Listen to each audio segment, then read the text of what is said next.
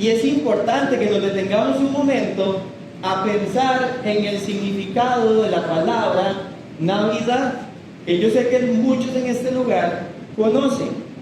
Navidad viene de una palabra en latín que se dice nativitas y significa nacimiento. Cuando pensamos en Navidad, la palabra lo que está comunicándonos es que hay un nacimiento. Ahora, vea cómo define la Real Academia Española la palabra Navidad. Y este es el primer significado que aparece en la RAE. Dice, en el mundo cristiano, festividad anual en la que se conmemora el nacimiento de Jesucristo. Voy a repetir eso. Festividad anual en la que se conmemora el nacimiento de Cristo. Vuelvo a hacerles la pregunta: ¿por qué hacemos todas las cosas que los chicos mencionaron y hasta más? Ahora le hago otra pregunta. ¿Lo que hacemos tiene que ver con conmemorar el nacimiento de nuestro Señor Jesucristo? Es una buena pregunta que debemos hacernos hoy, porque cuando hablamos de conmemorar, estamos hablando de recordar de manera significativa a algo o a alguien, que es el caso nuestro. Y nosotros no celebramos esta fecha porque tengamos necesariamente certeza de que Jesús nació el 25 de diciembre. La celebramos en esta fecha de una manera enfática para que el mundo, hermanos, para que el mundo sepa, para que el mundo recuerde que el Dios del universo, el Dios creador que sostiene todas las cosas con el poder de su palabra, se hizo hombre, se encarnó, tomó forma de siervo, hecho semejante a los hombres, como leíamos en Filipenses 2, y se encarnó no nada más porque sí, se encarnó con un propósito, varios dirían. El principal, glorificar a Dios. Y no solamente glorificar a Dios, sino traer paz para con Dios a todos aquellos y aquellas que ponen su fe en Jesucristo. Y eso es maravilloso. Eso es maravilloso que podamos recordar. Porque si vamos a la historia bíblica, y recordemos el primer canto navideño que se entonó, que fue por parte de los ángeles, en Lucas capítulo 2, versículo 14. Los ángeles, esto fue lo que cantaron: gloria a Dios en las alturas, y en la tierra paz a los hombres en quienes Él se complace. Y lo que los ángeles estaban comunicando es que Cristo estaba viniendo al mundo para dar gloria a Dios y para traer paz en medio de los hombres para con Dios. Uno de los conceptos que se usan en la escritura para describir esa paz para con Dios es el concepto de reconciliación que está en el texto que acabamos de leer. Y es importante definir qué es reconciliación. Reconciliar significa restaurar la armonía. Cuando hablamos de reconciliar, estamos hablando de pasar de enemistad, ¿ahora qué? A la amistad. Y la gran pregunta que nos hacemos cuando escuchamos el concepto de reconciliación es: ¿pero cómo? ¿Éramos enemigos de Dios? Y la respuesta bíblica es sí. Sí lo éramos. Romanos 5:10 dice: porque si cuando éramos enemigos fuimos reconciliados con Dios por la muerte de su Hijo, mucho más, habiendo sido reconciliados, seremos salvos por su Hijo. La condición de todos los que estamos en este lugar es que un día estábamos como enemigos de Dios.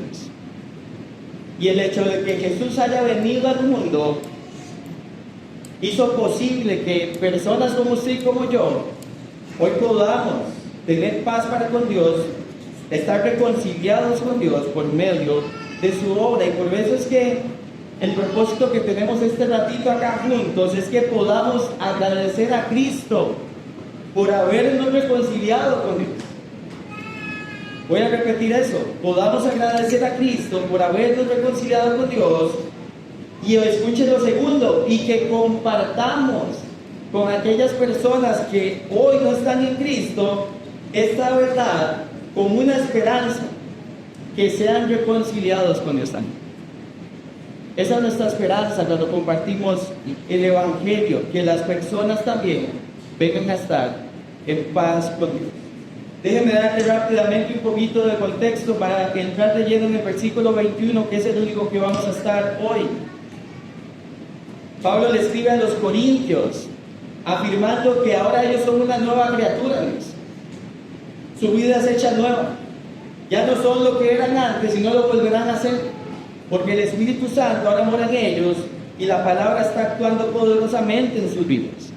Continúa diciéndoles que estar en Cristo es posible gracias a que Dios mismo los reconcilió por medio de Cristo, según el 5:18. Y ellos no solo habían recibido los beneficios de la reconciliación, sino que ahora tenían una responsabilidad.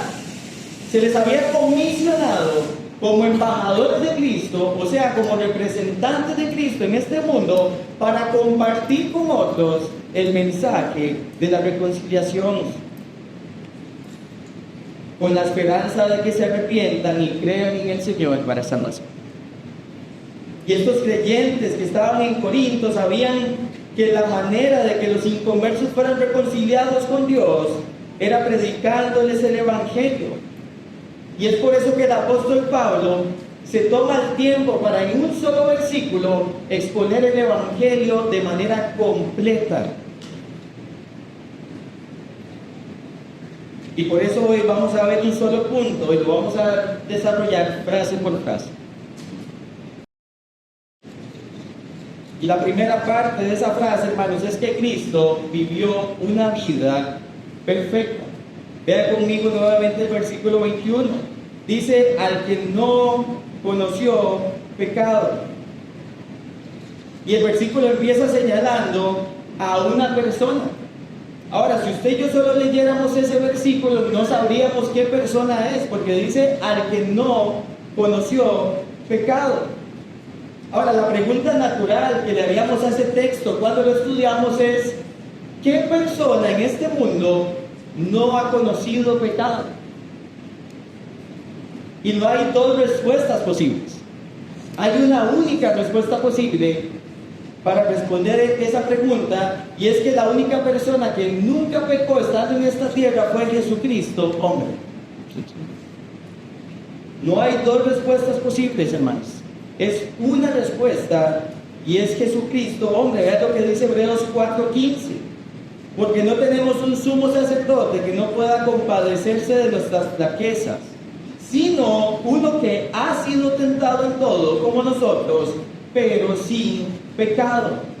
Primera de Pedro 2:22 dice que Jesús no cometió pecado y no se halló engaño en su boca. Y he aquí, en este texto, hermanos, el Hijo perfecto de Dios que vino a reconciliarnos con el Padre. Y eso es Navidad. La primera Navidad, que es donde nace el Señor Jesucristo, hizo posible la reconciliación con Dios. Es claro en el contexto que Pablo había pecado, los corintios habían pecado, todos los seres humanos que vivieron antes de ellos habían pecado, y todos los que estamos viviendo después de ellos, por supuesto que seguimos pecando, porque la Escritura afirma que somos pecadores. Romanos 3:10 dice que no hay justo ni aún uno. Salmo 58:3 dice que desde la matriz, desde el vientre, están desviados los impíos. Desde su nacimiento se descarrían los que hablan mentiras. Hablando de la naturaleza humana.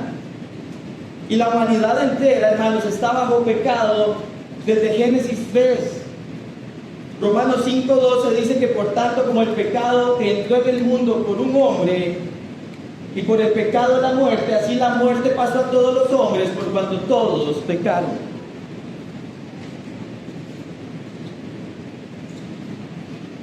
Y esa es la realidad de una humanidad sin Cristo. Y lo cierto es que la Biblia nos deja en claro que la santidad de Dios demanda que Él castigue el pecado. Por tanto, La justicia de Dios, hermanos, lo que sería justo para con Dios es que su ira cayera sobre todos los seres humanos sin excepción. Y por supuesto que esa idea dejaría una horrenda expectación de juicio eterno, una vida eternamente separada de Dios. Es lo que dice Romanos 3:23, porque por cuanto todos pecaron y no pueden alcanzar la gloria de Dios. Y por supuesto que esto no parece buena noticia, ¿cierto? Y no lo son. Pero por la gracia de Dios, el sujeto que estamos viendo en esta oración, hermanos, el sujeto de esta primera frase se llama Cristo. Se llama Cristo, que vino al mundo a cambiar ese estado de separación, reconciliando a todos aquellos que ponen la fe en Él. Porque como dice Juan capítulo 1 versículo 29, Él es el Cordero de Dios que quita el pecado del mundo. Y gloria a Dios por eso.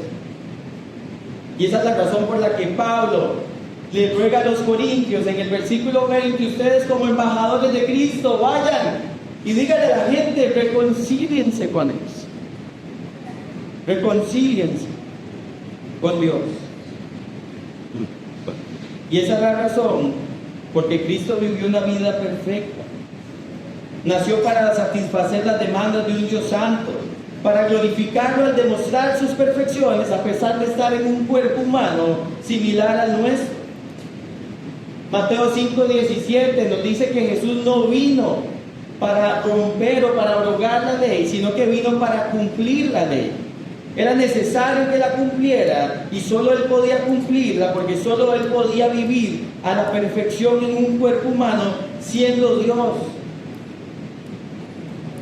Y todos sabemos en este lugar que ninguno de nosotros podría llegar a ser salvo por las obras de la ley, porque ninguno de los que estamos en este lugar podríamos cumplirlas. Vean lo que dice Gálatas 3:10 y 11.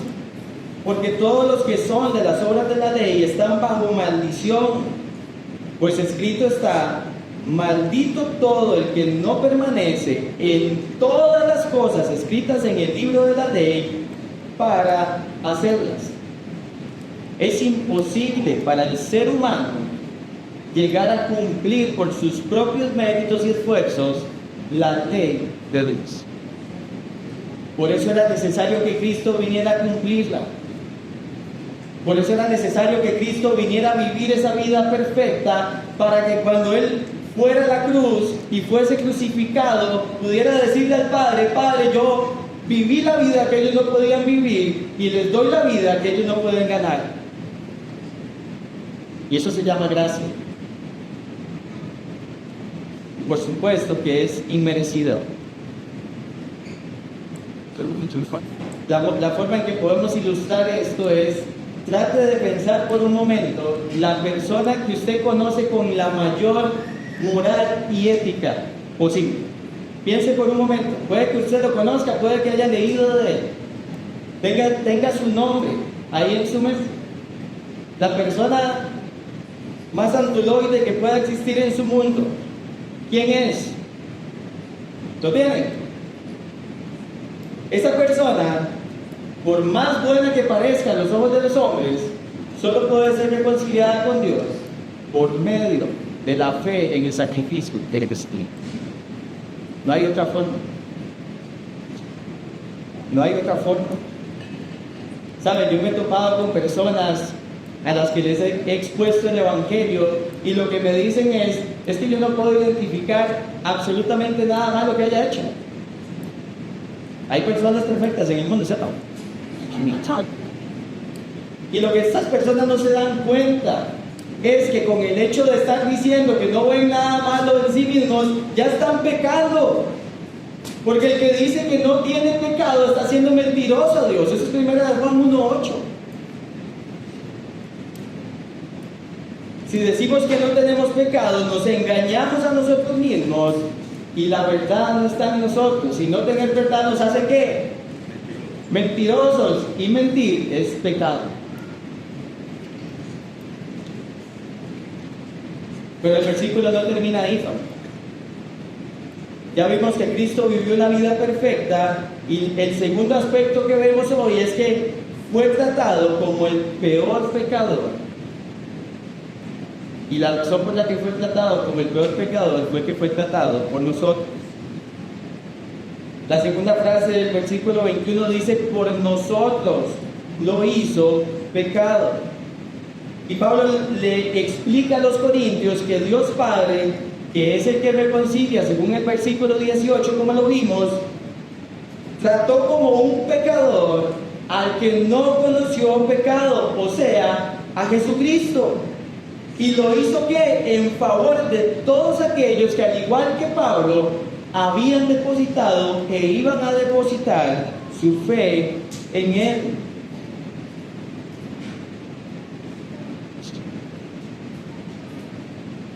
Y esto nos recuerda una verdad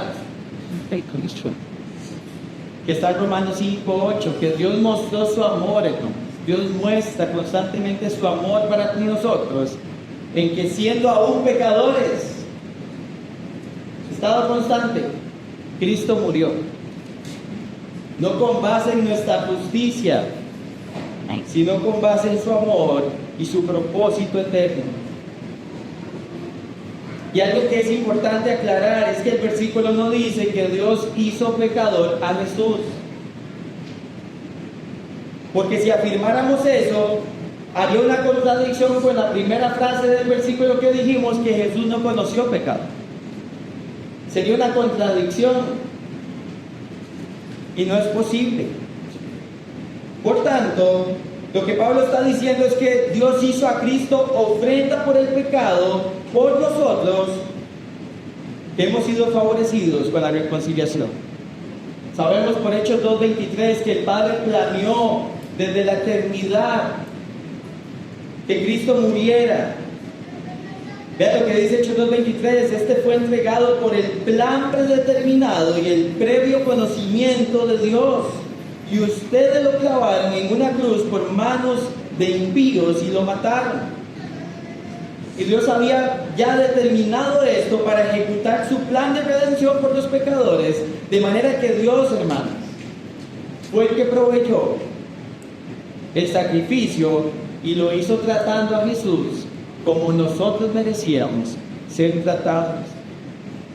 Y es ahí donde vemos que Cristo tomó el lugar de los pecadores en esa cruz, recibiendo el castigo que nosotros, cada uno de nosotros, merecía. Y siendo el justo, fue tratado como el peor de los criminales. Y esto es algo que hemos dicho antes. Nosotros hoy cargamos la cruz como un símbolo de hasta de regocijo. Nos identificamos con la cruz, ¿cierto?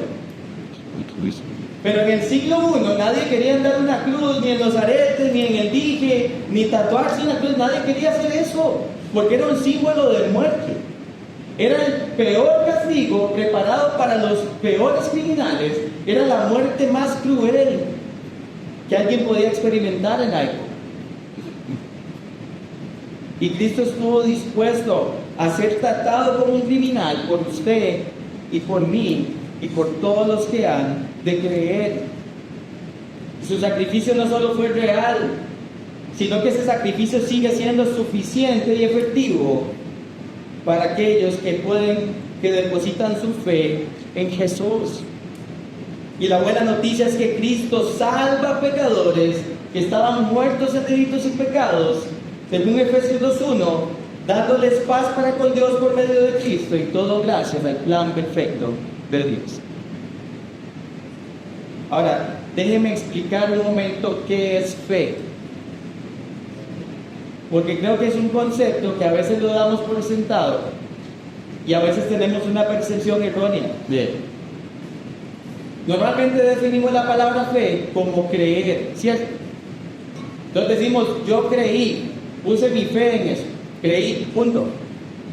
Pero la fe es algo más amplio que eso. Cuando hablamos de fe, estamos hablando de depositar la confianza en alguien. No solo tiene que ver con que un día yo digo, sí, yo creo que Jesús murió en la cruz. Tiene que ver que día a día yo demuestro que realmente creo que Él murió en la cruz ¿Cómo? Confiando en Él. ¿Cómo luce la confianza en una persona que realmente ha depositado en Jesús su confianza? Dependiendo de Él. La fe es una confianza que se demuestra en dependencia. No es algo que decimos de los dientes para afuera. Y cuando me refiero a fe, es lo que estamos intentando comunicar, porque eso es lo que dice la palabra de Dios. La forma en que ilustramos este punto, hermanos, es: ¿quién de nosotros estaría dispuesto, de todos los que estamos en este lugar, quién estaría dispuesto a morir en lugar de un criminal y declararse culpable del crimen que él cometió para que él salga inocente? ¿Algún voluntario? No, ¿verdad? Pero Cristo lo hizo. Cristo lo hizo. Porque delante del Padre todos en este lugar somos pecadores. Y eso no es diferente de ser un criminal. ¿Sabe por qué? Porque un criminal es alguien que ha cometido delitos graves. ¿Y quién de nosotros no ha hecho algo grave contra Dios desobedeciendo su palabra? Somos iguales. Somos iguales que un criminal. Y a pesar de eso, Cristo tomó nuestro lugar. A pesar de...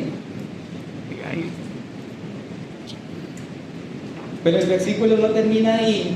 Y vamos a ver la última frase, que lo que nos muestra es el propósito por el cual el Padre hizo ofrenda por el pecado al Hijo. Ya vimos que Cristo vivió la vida perfecta, vimos que fue tratado como el peor pecador por nosotros. Y el último punto es para que su justicia sea imputada en nosotros por la fe para reconciliación. Dice el versículo, el final del versículo 21, para que nosotros fuésemos hechos justicia de Dios en Él. Y Pablo lo que le dice a los corintios es que Cristo fue castigado en lugar de ellos pecadores, con el propósito de que ellos pecadores fueran beneficiados con la justicia de Cristo, siendo ahora hallados justos delante de Él. Como lo dice Filipenses 3:9. Dice: el creyente es hallado en Él, no teniendo su propia justicia, que es por la ley, sino la que es por la fe de Cristo, la justicia que es de Dios por la fe. Ese verbo fuésemos que aparece en el versículo es un verbo presente, que representa una acción progresiva, una acción constante. Y lo que quiere decir es que el sacrificio de Cristo sigue siendo efectivo para los que creen, porque la muerte, hermanos, no lo pudo retener, sino que Él resucitó venciendo el pecado, la muerte de Satanás, y Él sigue declarando justos a todos aquellos que se arrepienten y creen. Yo no soy abogado, pero en el ámbito legal, imputar significa atribuir a una persona la responsabilidad de un delito o falta. Y Cristo, hermanos, fue tratado como un pecador, como si Él hubiera cometido la falta, para que nosotros ahora en Cristo seamos tratados como justos por su vida perfecta ante el Padre. O sea, Cristo cargó nuestro pecado y a nosotros se nos imputó su justicia. Y a veces lo decimos con tanta rapidez y sencillez que creo que no estamos conscientes de lo que realmente pasó ahí. Porque esa Navidad vio el nacimiento más grande, el evento histórico más grande de toda la historia, y se hizo para poder reconciliar a hombres y mujeres pecadoras con Dios.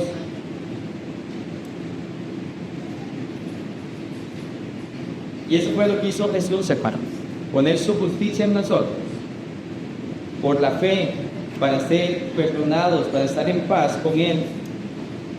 Y quiero ilustrar esto, creo que en pantalla hay una imagen del famoso bastón navideño.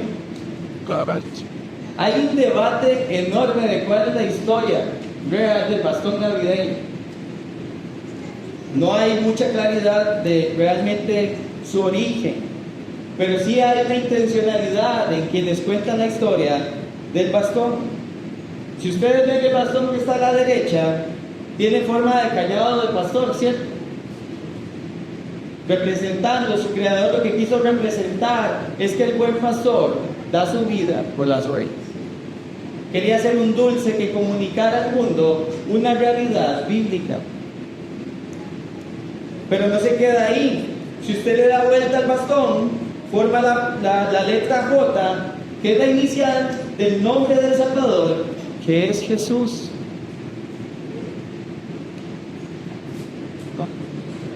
Y el creador de este caramelo quería con las líneas blancas representar la pureza de Cristo, representar la vida perfecta que Él tuvo delante del Padre, que vivió sin pecado en favor del pecador. Y la línea roja, lo que quería representar era la sangre derramada, literalmente como pago por el precio de nuestra libertad, de nuestra reconciliación, representando su sacrificio y obra perfecta en su muerte, sepultura y resurrección para salvar a todo aquel que cree. Y no menos importante, ese bastón, hermanos, fue diseñado para que se regalara. Porque claramente la salvación es un regalo por gracia y nosotros podemos ofrecerla gratuitamente a otros que hoy no están en Cristo. Y la paz para con Dios y la eternidad en Él es algo que es solo para los que creen. Es algo que es solo para los que en Él creen. Y quienes creen en Él llegan a tener una vida libre del pecado para practicar ahora, habilitados por Dios, la justicia que les fue imputada por el Hijo. Y ese es el mayor regalo que como seres humanos podemos recibir. Ahora terminemos aplicando esta verdad que acabamos de ver a la luz del propósito. Para los que estamos en Cristo, hermanos, yo quiero animarles a que no veamos esta fecha como un fin en sí mismo. Quiero que nos animemos a ver esta fecha como un medio para recordar juntos que Dios un día se encarnó. Yo no sé con quién celebra usted, yo no sé con quién pasa usted el 25 de diciembre, pero mi ánimo es, recuerde que esa fecha no es suya y no es mía.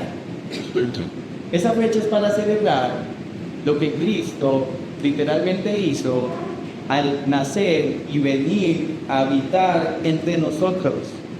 Y sea que usted esté cenando, sea que usted se quiera compartir regalos o cualquier tradición humana que tenga en el seno de su hogar, que yo también las tengo, por favor dedique un tiempo para reflexionar en familia de lo que realmente estamos celebrando, porque ese día es feriado.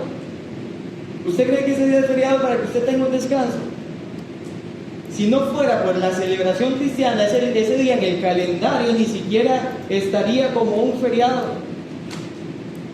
Y lo da libre para que la gente medite, reflexione y ame a Jesucristo. Y si bien eso es algo que debemos hacer todos los días, ese día especialmente el mundo entero se detiene para que pueda ver a los cristianos celebrar a su Señor.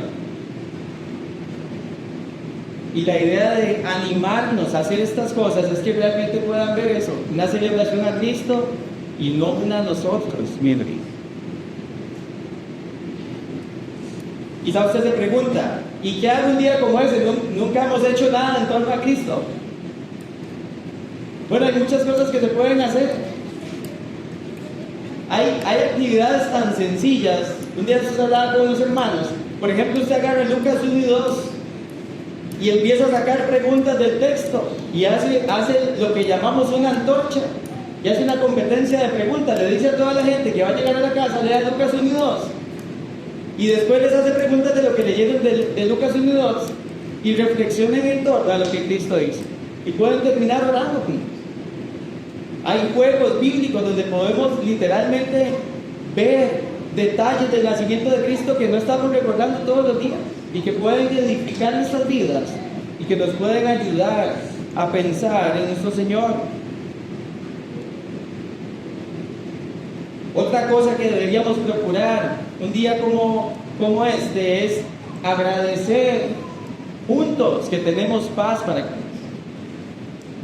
Hermanos, ese es el mayor regalo que puede tener la humanidad, un hijo de Dios que vive en este mundo. Decir que fuimos reconciliados no es algo que podemos decir a la ligera, no es algo que podemos decir sin detenernos a pensar lo que eso significa. Usted sabe que usted ya no es esclavo del pecado y yo tampoco. Y gracias a la reconciliación, gracias a la redención.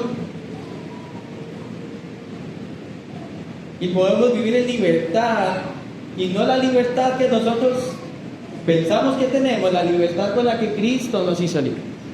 Una libertad que no es para practicar el pecado, es una libertad para vivir a la luz de los propósitos que Dios revela en su palabra. Y con esa misma libertad de habilitamiento es que podemos amar a otros con el amor que recibimos de Cristo.